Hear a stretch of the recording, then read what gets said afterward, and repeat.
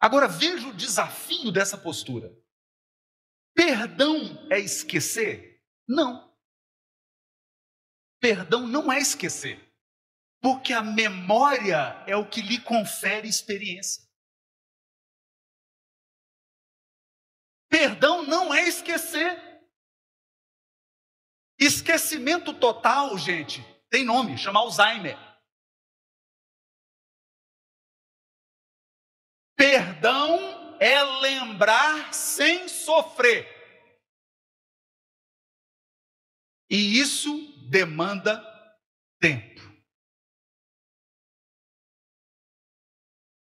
Perdoar é lembrar sem sofrer.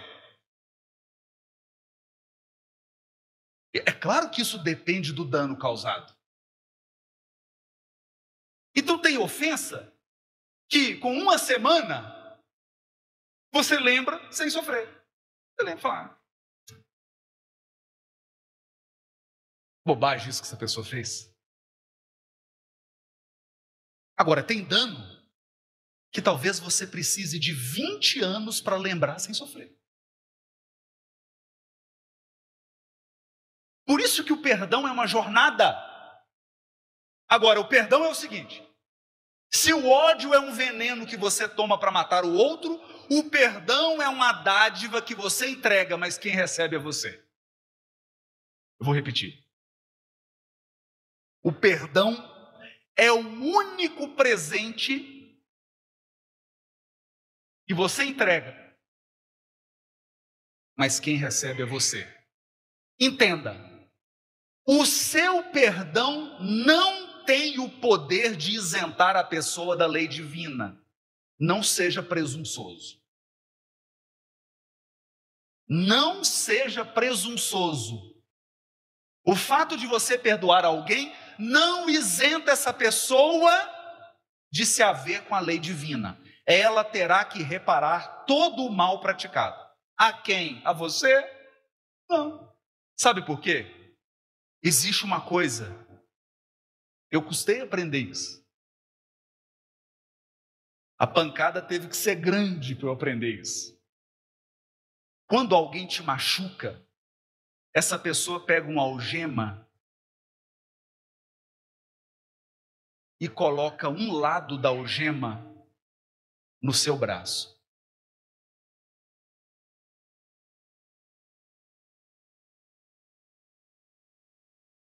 Então, você está num relacionamento afetivo, 20 anos, a pessoa te traiu. Ela pegou a algema, dois lados da algema, pegou um lado e no seu braço, e fechou a algema, um lado. O que você vai fazer com o outro? Se você for um vingador, você vai pegar o outro lado da algema e vai prender no braço da pessoa. Agora vocês estão algemados.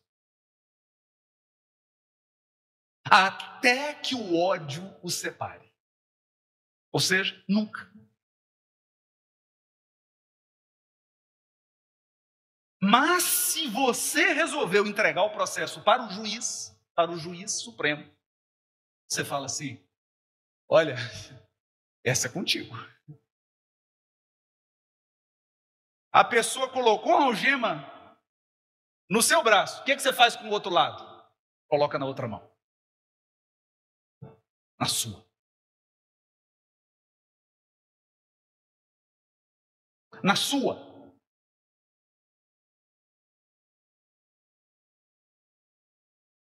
Porque no dia da colheita, no dia que essa pessoa que te provocou um dano, no dia que essa pessoa que te causou uma perda, no dia que essa pessoa que te provocou um trauma for colher o mal que ela plantou, ela vai perguntar assim: cadê fulano?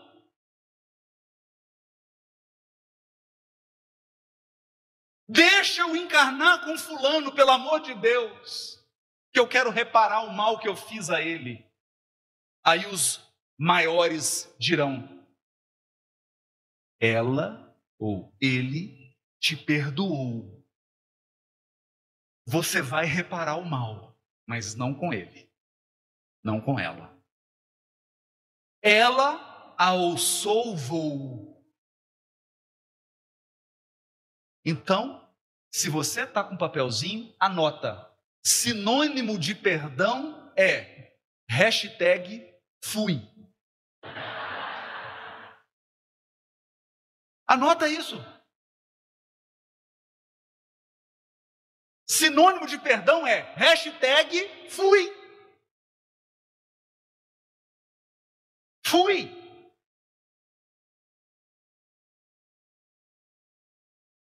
Eu fui embora. Eu segui meu caminho. Eu segui minha evolução.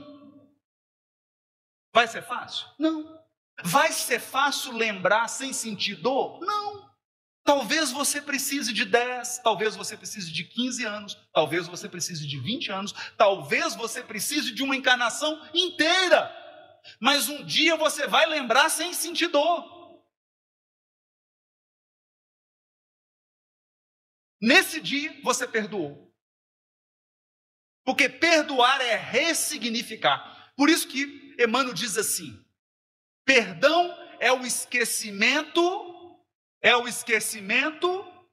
de todo o mal. Não é o esquecimento do fato que aconteceu. O perdão não é o esquecimento da pessoa que te agrediu. O perdão é o esquecimento do mal. Você lembra do fato, você lembra da pessoa, você lembra da hora exata, você lembra de todos os detalhes. Você só esquece o mal. Porque agora você lembra ressignificando. Você dá um outro significado. E para mostrar isso, eu volto, já concluindo, caminhando para o encerramento, para a lição que está no livro No Mundo Maior, ditado pelo Espírito André Luiz, psicografia de Francisco Cândido Xavier. O livro No Mundo Maior está na série André Luiz. No livro No Mundo Maior, o instrutor, o benfeitor é Clarencio. Junto com Calderaro. Aqui no caso é Calderaro quem está falando. Calderaro, no capítulo anterior, conseguiu, conversando, porque a palavra é poderosa, a palavra cura. A palavra cura. Lembre disso. O silêncio é um oceano, a palavra é um rio.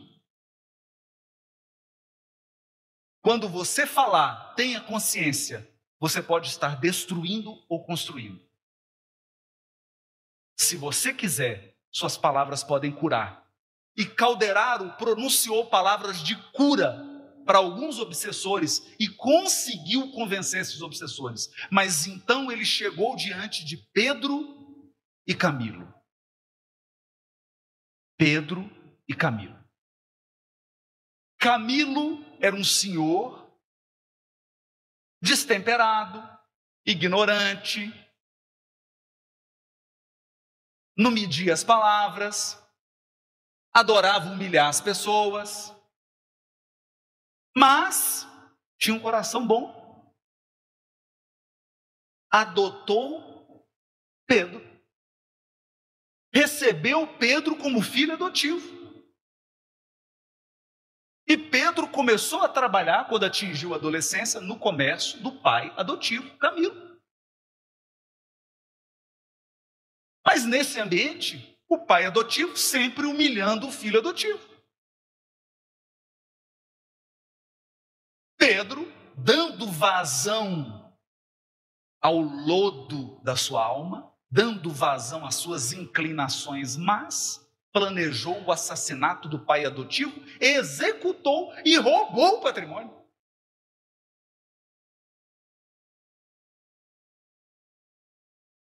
E roubou. O problema é o seguinte: qual que é o problema do assassinato? É que você só mata o corpo.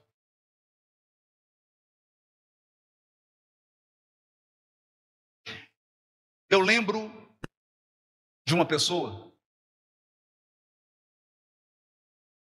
eu conversava no interrogatório com ela, e falei assim: quantos você já matou? Ele falou: não, matei não, doutor, executei. Ele fazia parte de um grupo de extermínio. Ele falou: matei não, só executei.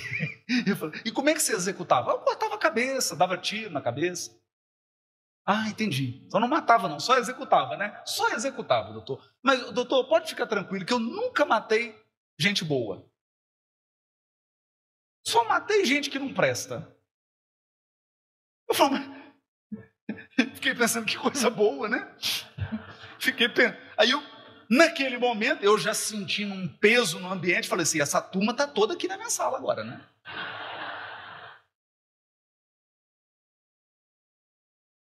Porque eu já não estava conseguindo ficar nem em pé. Eu comecei a bocejar, mas, gente, o negócio era tão pesado, que parece que eu estava naquele submarino visitando o Titanic. Aí eu virei para ele e falei assim: escuta, você dorme? Ele falou assim: doutor, eu nunca mais dormi. Porque toda noite eu sonho com essa gente ruim que eu executei.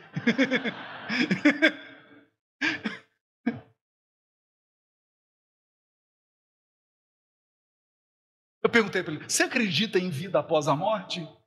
Ele falou: não. Eu falei assim: mas você tem boas razões para acreditar.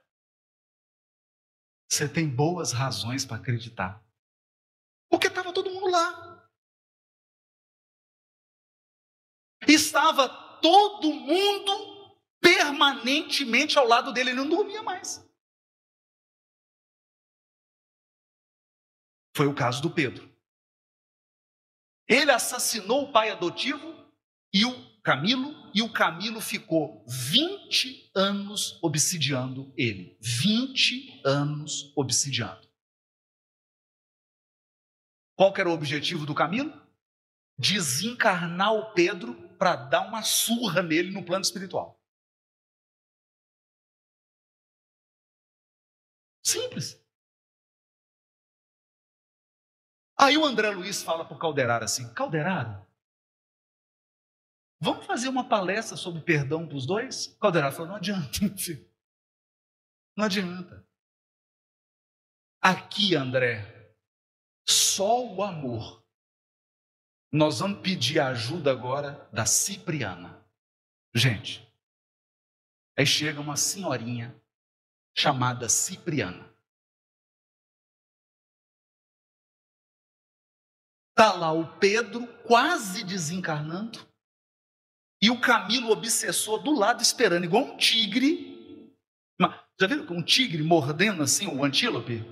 Aí a presa está quase morrendo. Estava lá o Camilo. Aí chega a Cipriana, olha aquela cena.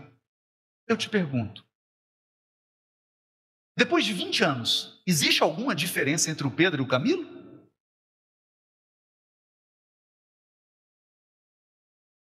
Quem é mais cruel? Dá um concurso bom, viu? Quem é mais cruel? O Pedro que assassinou ou o Camilo que está obsidiando e está quase conseguindo assassinar? Está obsidiando por 20 anos. Quem é mais cruel? Existe vítima e algoz? Nesse caso aqui?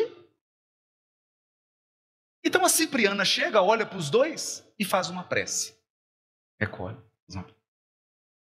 Quando a Cipriana faz uma prece, o perispírito dela se transforma num arco-íris. Ela começa a brilhar. E quando ela dá esse brilho, os dois enxergam ela. O Pedro acha que está sendo visitado por Nossa Senhora. Mãe Santíssima! Ele está desdobrado, ajoelha. E o Camilo fica meio assim, o obsessor, meio dando uma de durão, olhando. Mas eu vou ler para vocês dois trechinhos.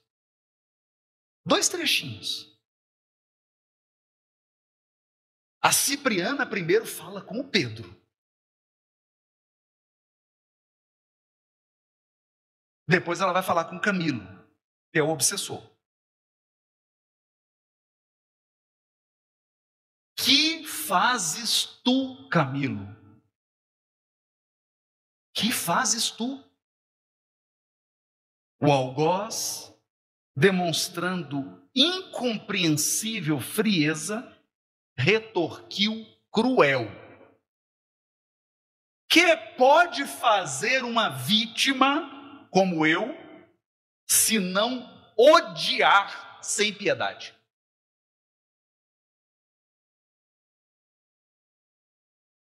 Perceberam? O que eu posso fazer? A única coisa que eu posso fazer é odiar sem piedade. Eu vou odiar sem piedade.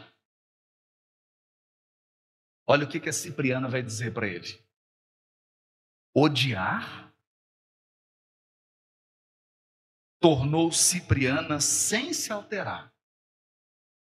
Sabes a significação de tal atitude? Você sabe? Você sabe o que representa essa atitude de odiar? As vítimas inacessíveis ao perdão e ao entendimento querem ultrapassar a dureza e a maldade dos algozes, provocando horror e compaixão. Olha isso. Aqui ela está descrevendo o vingador. O vingador é uma vítima que se tornou mais cruel do que o seu algoz.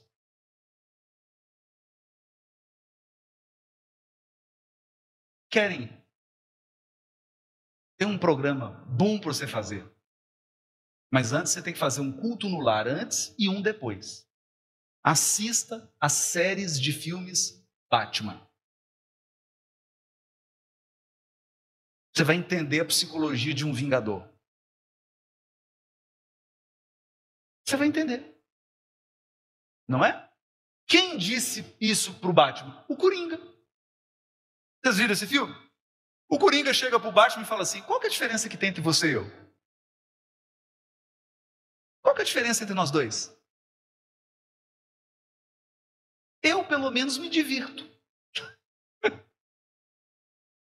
Qual que é a diferença? Então, é o que a Cipriana está dizendo. Você está ultrapassando a dureza e a maldade, provocando horror e compaixão. Quantos se valem desse título? Que título? O título de vítima. Quantos se valem desse título para pôr de manifesto as monstruosidades que lhe povoam o ser? Quantos se aproveitam da hora de reflexão de um amigo ignorante ou infeliz para encetar séculos de perseguição no inferno da ira? Gente, sabe qual que é o problema do olho por olho, dente por dente? Nunca fica no dente e num olho só. Nunca fica.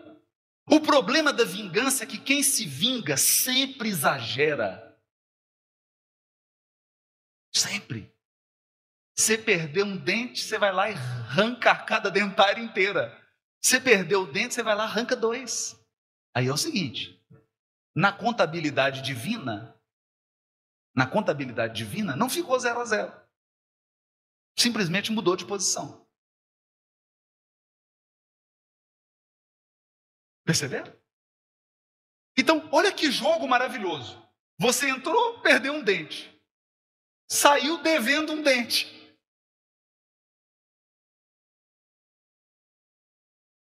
Qual que é a vantagem disso? Qual que é a vantagem disso? A condição de vítima não te confere santidade. Vale-te dela para semear na própria senda ruína e miséria, treva e destroços.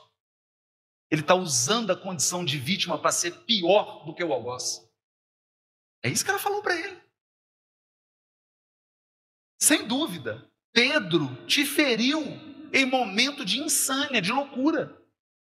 Perdido na ilusão, na mocidade turbulenta. No entanto, pai de família que você foi, homem refletido e prudente, que aparentava ser, não encontrastes no teu espírito uma mínima réstia de piedade fraternal para desculpá-lo. Há 20 anos, Camilo, você instila em torno de ti a peçonha da víbora, na postura de famulento chacal.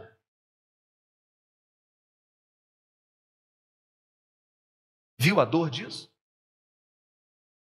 Então, ele foi vítima. Agora não mais. Agora ele é uma víbora, ele é um chacal, um lobo. Podendo conquistar a láurea dos vencedores com o Cristo, preferistes o punhal da vingança. Misturando-te com os malfeitores endurecidos. Então você saiu da posição da vítima e se transformou agora num malfeitor. É triste isso. Onde esbarrarás, meu filho, com teus sentimentos desprezíveis? Em que muralha de angústia serás algemado pela justiça de Deus? Olha o que ela perguntou para ele. Em que muralha você será algemado pela justiça de Deus? Por que pela justiça de Deus? Porque ele passou do limite. No ato de vingar, ele extrapolou. Ele se tornou juiz em própria causa. Ele não só fez justiça pelas próprias mãos, agora ele se tornou um criminoso. Esse é o ponto. Esse é o ponto, meus irmãos. Quem odeia perde a medida. Quem odeia extrapola, passa da conta, porque a vingança cega, a vingança enlouquece.